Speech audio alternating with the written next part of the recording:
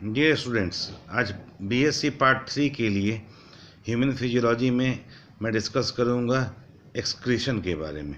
Physiology of excretion. सबसे पहले ये समझेंगे कि एक्सक्रीशन जो है ये है क्या। तो ध्यान रखेंगे कि एक्सक्रीशन का एक लाइन का परिभाषा है कि नाइट्रोजनस वेस्ट, शरीर में जितने भी नाइट्रोजनस वेस्ट हैं उनके शरीर से बाहर निकलने की प्रक्रिया एक्सक्रीशन कही जाती है। ध्यान देंगे कि एक्सक्रीशन डाइजेशन का पार्ट नहीं है, उसको एक्सक्रीशन नहीं बोलेंगे। सीधी सी बात है कि शरीर में जितने भी नाइट्रोजनस वेस्ट बनते हैं उन सभी को शरीर से बाहर निकलने का पूरा मैकेनिज्म और फिजियोलॉजी एक्सक्रीशन कहा जाता है। अब नाइट्रोजनस वेस्ट कन्वर्ट कैसे क्या होता है ये देख लेंगे।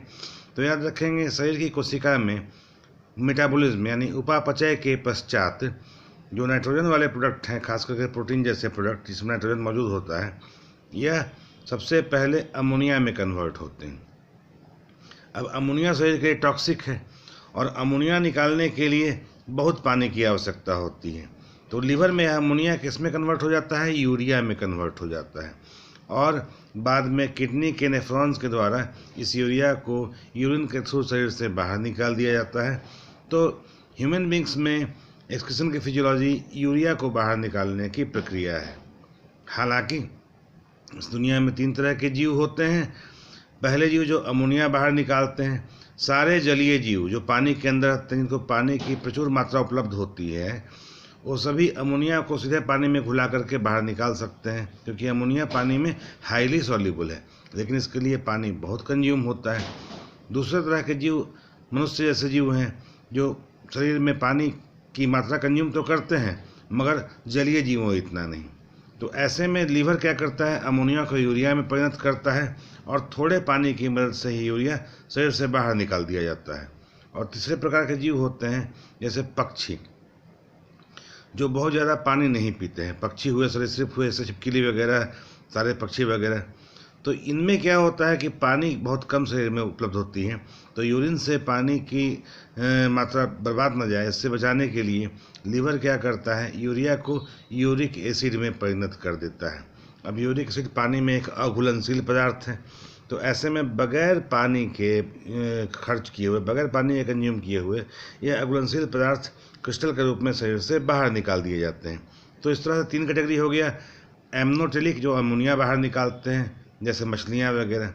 दूसरे हो गए यूरियोटेलिक, जिसमें मनुष्य वगैरह आ गए जो यूरिया बाहर निकालते हैं। और तीसरे हो गए यूरिकोटेलिक, जो यूरिक एसिड बाहर निकालते हैं। और इनमें पक्षी हो गए, फिर सरीसृप में छिपकली हो गए वगैरह वगैरह जीव। ठीक है, ये ध्यान रखेंगे। अब हम बात करेंगे फिजियोलॉजी की कि कैसे एक्सक्रीशन कंप्लीट होता है। तो याद रखेंगे, किडनी यानी वृक्क ही वह मुख्य अंग है जो मानव शरीर में उत्सर्जन का काम करते हैं। अब किडनी में कौन सी इकाई होगी? प्रश्न ये आया कि what is the functional and structural unit of excretion. तो आपका जवाब होगा नेफ्रॉन।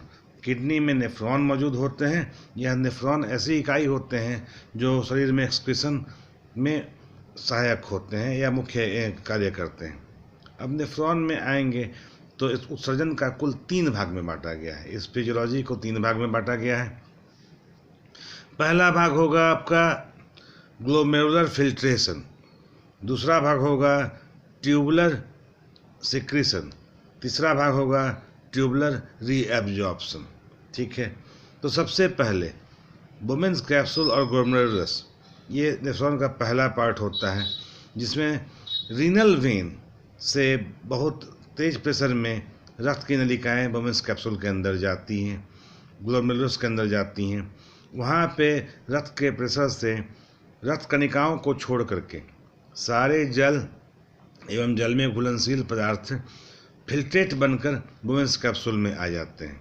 ठीक है, ध्यान रखेंगे, आरबीसी, डब्ल्यूबीसी, प्लेटलेट्स वगैरह यानी रक्त कणिकाओं को छोड़कर सारे पदार्थ यह आ जाते हैं आपको फिल्ट्रेट में, जिसमें कि जल होते हैं, कई सारे लवण होते हैं।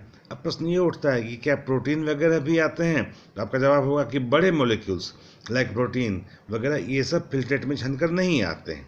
ठीक है, सिर्फ जल में घुलनशील छोटे अणु यह ग्लोमेरुलर फिल्ट्रेट में फिल्ट्रेट होकर के आ जाते हैं बमेंस कैप्सूल में। यहाँ से यह आगे बढ़ते हैं। पहला भाग होता है प्रॉक्सिमल कन्वोल्यूटेड ट्यूब्यूल PCT। इसमें आने के पश्चात कुछ ज़रूरत हो संबंधी पानी का, साथ में कुछ सॉल्ट का और कुछ और भी इम्पोर्टेंट विटामिन वगैरह का रीएब्जॉर्प्शन होता है, यानी ट्यूबुलर रीएब्जॉर्प्शन होता है। ठीक है, PCT और आगे बढ़ता है तो लूप ऑफ हेनले में, जो कि पतली नलिका होती है U आकार की, लूप ऑफ हेनले में ये फिल्ट्रेट आता है। अब लूप ऑफ हेनले ध्यान रखेंगे, जल के और लवण के अवशोषण का सबसे प्रमुख पार्ट है। लूप ऑफ हेनले के डिसेंडिंग यानी उतरते हुए नलिका में जल एवं सॉल्ट, सोडियम पोटेशियम का रीएब्जॉर्प्शन होता है, किंतु चढ़ती नलिका में सॉल्ट का नहीं, सिर्फ जल का रीएब्जॉर्प्शन होता है, ध्यान रखेंगे। अब तीसरा पार्ट आप आएंगे तो उसमें देखेंगे DCT, डिस्टल कन्वोल्यूटेड ट्यूब्यूल। इसमें क्या होता है कि ऐसे पदार्थ जो वुमेन्स कैप्सूल में फिल्टर नहीं हो पाए, वो सारे ऐसे पदार्थ क्या होते हैं, फिर से सिक्रीट होते हैं, यानी जिनका मोलिकुलर वेट हाई है लेकिन शरीर के लिए वो टॉक्सिक है, अच्छे नहीं है, उचित नहीं है, जिनका बाहर निकलना बहुत ज़रूरी है। तो वैसे में ये सब पदार्थ DCT में ट्यूबुलर सिक्रेशन के विधि से पुनः फिल्ट्रेट में मिल जाते हैं। फाइनली DCT कलेक्टिंग डक्ट में ये अपने फिल्ट्रेट को निकालते हैं। कलेक्टिंग डक्ट से ये फिर आ जाता है आपका कंबाइन होकर के यूरेथ्रा में, और यूरेथ्रा से यूरिनरी ब्लैडर में यूरिन इकट्ठा हो जाता है। तो मूल मैकेनिज्म यही है। लेकिन याद रखेंगे कि किडनी का काम सिर्फ फिक्सेशन नहीं है, बल्कि ऑस्मो रेगुलेशन भी है, यानी पानी का रेगुलेशन। तो ऐसे में क्या होगा, कैसे वह काम करता है, तो देखेंगे कि लूप ऑफ हेनले और PCT पानी के रीएब्जॉर्प्शन और सॉल्ट के रीएब्जॉर्प्शन का काम करता है। अब लूप ऑफ हेनले में क्या होता है, काउंटर करंट सिस्टम, यानी कि जिस दिशा से लूप ऑफ हेनले में फिल्ट्रेट का प्रवाह होता है, उसकी उल्टी दिशा में रक्त नलिकाओं का जाल बना हुआ है। तो काउंटर करंट से पार्शियल प्रेशर जनरेट होता है। साथ ही लूप ऑफ हेनले के पास काफ़ी मात्रा में हाइपरटोनिक लिक्विड भरा होता है, जो पुल करता है पानी को और सॉल्ट को पुल करते हैं वापस रीअब्जॉर्ब करने के लिए। तो ऐसे में लगभग 1200 mmHg तक पार्शियल प्रेशर जनरेट होता है, जिससे कि सॉल्ट और पानी रीअब्जॉर्ब होते हैं। तो एक सवाल उठता है, क्या लूप ऑफ हेनले में किसी हार्मोन का कंट्रोल भी है? तो आपका जवाब होगा हाँ। हाइपोथैलेमस से निकलने वाला हार्मोन ADH, ठीक है, यानी एंटी डायूरेटिक हार्मोन का प्रभाव लूप ऑफ हेनले के रिएब्जॉर्प्शन में बहुत ज़्यादा पड़ता है। अगर शरीर में पानी की कमी है तो ADH हार्मोन का स्राव ज़्यादा होगा, जिससे कि पानी के और सॉल्ट का रिएब्जॉर्प्शन काफ़ी मात्रा में बढ़ जाएगी। यूरिन बहुत कम पानी के साथ आगे बढ़ेगा और शरीर में पानी जो है वो कंजर्व रहेगा। उल्टा अगर शरीर में पानी की मात्रा बहुत ज़्यादा है तो ADH बिल्कुल बंद हो जाएगा, और इसके प्रभाव से शरीर में ADH कम होने के प्रभाव से लूप ऑफ हेनले में रीएब्जॉर्प्शन सॉल्ट का और पानी का, इसका रेट घट जाएगा, जिससे कि डायल्यूटेड यूरिन यानी अधिक मात्रा में पानी यूरिन के रूप में बाहर निकल जाएगी। इस प्रकार किडनी जो है एक्सक्रीशन के साथ साथ ऑस्मो रेगुलेशन का भी काम करते हैं। ये क्लियर होना चाहिए, ठीक है।